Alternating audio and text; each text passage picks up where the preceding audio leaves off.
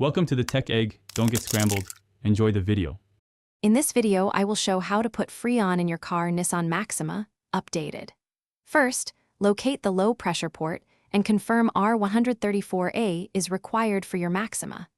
Gather a 12 Oz can, hose with gauge and safety gear before starting.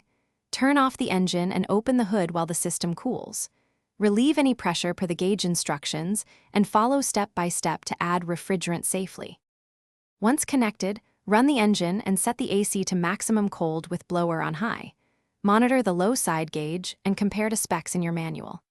Open the can valve slowly and add R134A in short bursts, pausing to let pressures stabilize and to prevent overfill. Stop when the gauge reaches recommended levels and the AC cools noticeably. Recheck for leaks and replace the port cap when finished.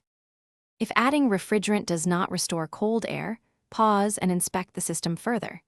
Check compressor engagement and electrical circuits, and look for obvious oil stains or damaged hoses that signal leaks.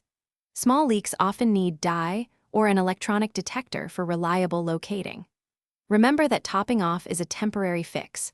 Repairing leaks or faulty parts ensures long-term AC performance and prevents repeated refrigerant loss and additional expenses. Thanks for watching. Consider subscribing if I helped unscramble your problems.